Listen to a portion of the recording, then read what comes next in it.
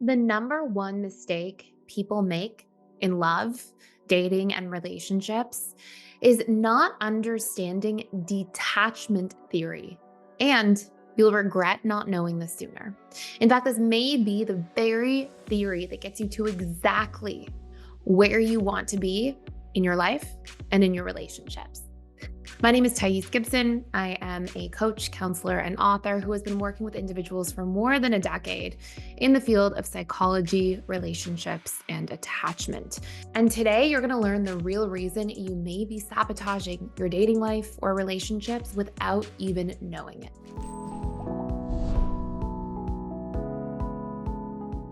So, detachment theory is the idea that in order to free ourselves from intense anxiety, feelings of clinging, or even overwhelm and sudden shutdowns in relationships, we must learn something called healthy non attachment. And I'll explain what this is. But first, let me explain what it is not, because that's how this is going to make the most sense. So let's map out the differences. And listen, if you're worried that you aren't where you want to be in relationships right now, this actually might change everything for you. So the first thing is there's something known as over attachment, which is you fantasizing too much about the future. Seeing a person through the vision of your projections onto them, pushing for an outcome to commitment or something more serious without even taking the time to properly vet and ask the right questions, see how you move through conflict together, see if your morals and values are aligned, and actually giving the relationship a natural amount of time to arrive at a healthy place. And the key of this is that the person who experiences overattachment is preoccupied with pushing relationships to a conclusion or commitment so much, and they are so focused on this that they may actually miss finding the right person because they're instead just focused on pushing things to a commitment with any person, or at least any person they find attractive. Now, the opposite of this is counterdependence. You can think of this as being attachment denial. It's a strategy that often avoidant or more commitment fearing individuals use because they grew up fearing their own emotions because they didn't feel like they were accepted. So they needed to keep this distance and space. And in their adult life, they end up keeping people at arm's length and avoiding too much closeness. And in a moment, you're going to see how this all ties together in a really mind blowing way. But then we get to healthy detachment. And this is when you are not attached to an outcome. You are able to be yourself. You are able to allow other people to be who they are, and you do not force situations. You understand that by you showing up in your authenticity and someone else doing the same, you can then actually find if there's a true match and compatibility here, and you understand that the right relationships will fall into your lap by being true to yourself. Now, here's the most important part about actually understanding this. This does not mean detaching from people. Detachment theory is not push people away, shut people down. It means detaching from outcomes. And there's a difference. You see, detaching from people is rejecting or dismissing them. It is minimizing your attachment needs, repressing your feelings, trying to push people away from fear of commitment or being trapped or not being with the right person. Detaching from outcomes is you being able to vet people properly, not looking at a relationship as a potential for, oh my goodness, we're going to, I'm attracted to you, you're attracted to me. That means I now have to push the relationship in a certain direction towards an outcome. Instead, detaching from outcomes, you're able to be like, here are my standards, here are my non negotiables. And I'm going to make sure that with these healthy standards and non negotiables intact, I take the time to ask the right questions to see if this person is actually a fit for what I'm looking for and to see if I'm a fit for what that person is looking for in relationships as well. So, by maintaining actual healthy attachment to your authentic truth and accepting when situations are out of your control. For example, if somebody is looking for something that you're not looking for in a relationship or vice versa, let's say, for example, that somebody really wants to have kids in a relationship and you really don't want to do that. Or, in that particular situation, you realize that, hey, I need to stay in attachment to myself and my truth. And I need to detach from trying to push this particular relationship along just to get an outcome, just to end up in a committed relationship with somebody, because that's actually a form of you violating yourself in that particular situation. And that will never bode well for having healthy, thriving long term relationships, because automatically you're starting off on the wrong foot. And this also means that you have to be able to communicate your needs in relationship dynamics, show up and actually have the conversation if you need something like more consistency around texting or more time that you actually see each other throughout the week. Because by communicating your needs, you are attaching and showing up in your authentic truth instead of attaching to the outcome and then changing or trying to fit yourself to be what you think the other person needs you to be in order to achieve that outcome, which again is you setting yourself on the wrong foot. Now, most people get this next part wrong, and here's why. If you haven't yet found the right person who's the right fit for you, you have to reframe that and see that as actually a good thing. Because what you're doing is when you are in dating or relationships, you have to sift through the people who are not the right fit to actually find the right fit. And the more that you're able to see so clearly, this isn't working for me, this isn't the right situation, that's actually a sign that you are honoring your truth, honoring your standards and non negotiables, which takes you 5 steps closer to actually being with that true fit that's going to make you feel so happy and fulfilled in a relationship. And I really want to say something else here for a moment that I think just isn't talked about enough, which is that there's no actual such thing as rejection. Yes, you can feel rejected, but there's no such thing as rejection. You see, we all have so many differences in our own individual conditioning. And all the information that we've taken in our entire lives, the things that we've been conditioned to fear, to love, to care about, our morals, our values, these types of things, our needs, all of these things are individual conditioning. And each person has a sea of their own conditioning. And if you have two people and they come together and then one person rejects the other, it's just because there wasn't a fit in conditioning. It doesn't mean that the person who got quote unquote rejected isn't worthy or good enough or bad or wrong. It's literally a conditioning mismatch. And in case you missed it, you can now reserve your spot and get more than a 50% early bird discount for our live relationship coach certification program. Launching October 28th, 2024, this 12-week program gives you the opportunity to build a new career, create your own thriving coaching practice, help your community, and secure your financial future full of abundance with a growing waitlist of clients. And the best part is that you get to spend a whole bunch of time with me as I teach you exclusive subconscious reprogramming tools and help you learn how to change somebody's attachment style from insecurely attached to securely attached so that you can truly help create transformation in people's lives and have a wait list of people waiting to work with you. We also have an entire business week about how to build funnels, systems, and to really build a thriving and busy practice. You can sign up using the link down below the video, and I can't wait to see you there. Now, there's 2 really easy ways to practice detachment theory, and I'll never forget the moment that I actually realized this first important lesson when I was working with a client. So I had this client come into my office one day and she said, I've been dating somebody. I feel like everything's going so well and they haven't committed yet. And it's been 2 months and I'm panicking now. I'm starting to really get stressed. I don't understand what's going on. And this really will highlight the first way that you can practice detachment theory. So I said to her, well, it's been 2 months.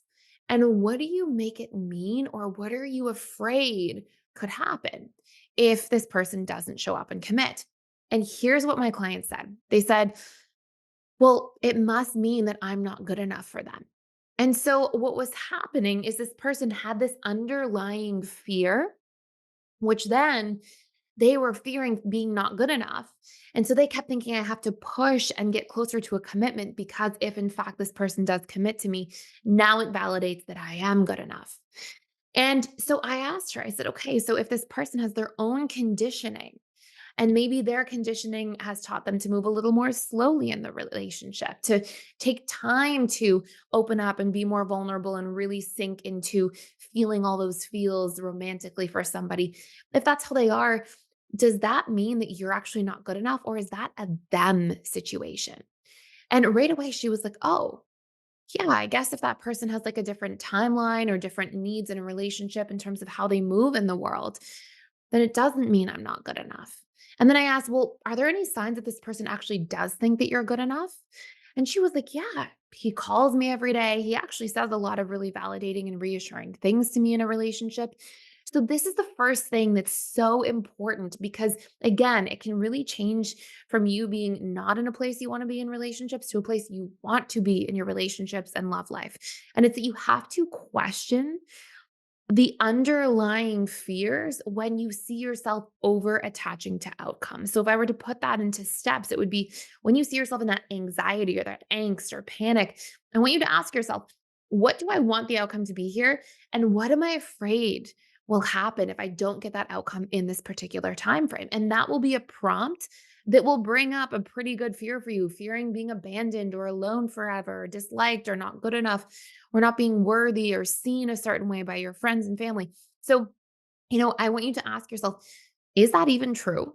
Is that even what this is about? And in fact, do I have evidence that it's the opposite in this situation? Just like my client said, yeah, I actually do have evidence that this person does think I'm good enough and that she was good enough in her life. Now, there's a second really important thing here, and this story will also make you rethink everything. So, the second piece of practicing detachment theory is learning to self soothe by meeting your own needs. Now, what does that actually mean and why is it so valuable? Because let me tell you another story here.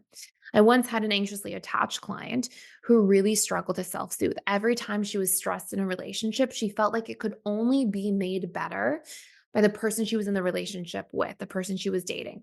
And so, what she would find is she would go into these spirals and spirals. And if she would call the person and call the person or text them and they wouldn't answer, then she would start to feel really distressed.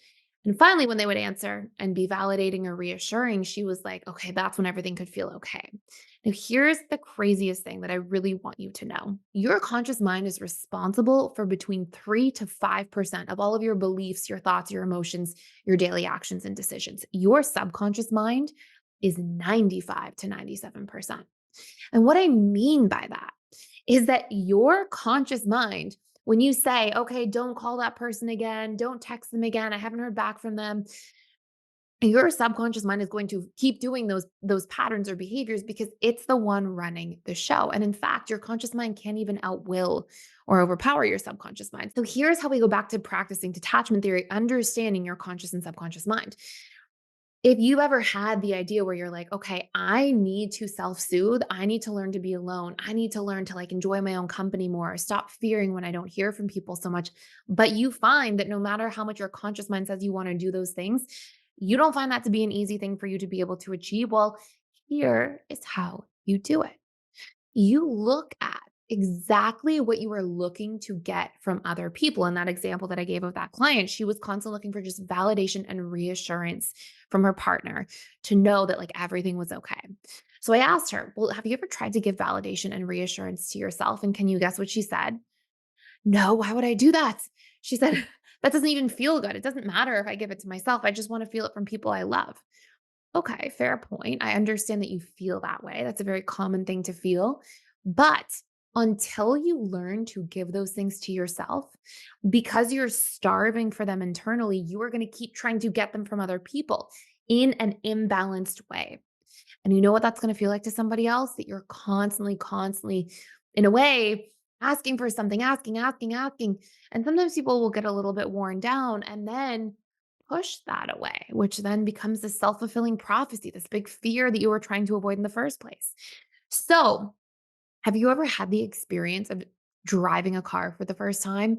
Or if you don't drive, of riding a bicycle for the first time? And what do you do? Okay, let's look at the example of a car. What do? You get in the car, you drive the car, and you're like, steer the wheels, stay between the lanes, turn on my signal, make sure I'm in park or drive, and you're trying to think consciously, right? You feel yourself thinking, trying to track everything at once. And then you know what happens? You drive and you keep driving, or you keep learning to ride your bicycle and steer and pull the brakes and all the things. And eventually, it gets conditioned into your subconscious. It becomes a habit, a pattern through repetition over time. And then what happens? Then you're riding your bike, you're looking at the flowers, the trees, or you're driving the car, you're putting the music on, you're calling somebody hands-free, hopefully while you're driving, all these things, right? And that's because your subconscious has it taken care of. And you know what we feel when our subconscious has something conditioned in and patterned in? We feel like this feels good. This feels easy. It's not so hard and mechanical anymore. And the exact same thing, believe it or not, will happen when it comes to self-soothing. When you are able to sit with yourself, actually give yourself validation and reinforcement for at least 21 days, because that's how long it takes to create new neural pathways that are at least more solidified in the subconscious level of mind, you'll actually feel like it feels good to reassure yourself and encourage yourself, and you'll think about those things and you'll believe them. And then you're not starving for reinforcement and validation or compassion to yourself inside. So you won't hunger from the outside and you won't panic the moment you feel like there's a little bit of an absence of it in a relationship. And this is a big way that we actually master self soothing. So, what do you do now? Well, if you want to do a deeper dive into all of these things in regards to how I recondition my own subconscious patterns, start self soothing more. One of the best courses you can take fully for free, just for a limited time. So, the course about anxious attachment style, healing your anxious attachment style. And I will put a link fully for free just for a limited time down below that will take you through the exact steps in even more detail for how to achieve that. Again, I hope you enjoyed this channel. Let me know your experience with detachment theory, your thoughts, your feelings about this down in the comments below. Can't wait to hear from you. And I hope you stop by again tomorrow because I put daily videos out here. And I also hope you subscribe and hit the notification bell so you don't miss any of our content. Thank you so much for stopping by and for being here today. Really appreciate it. And I hope you have the most wonderful day.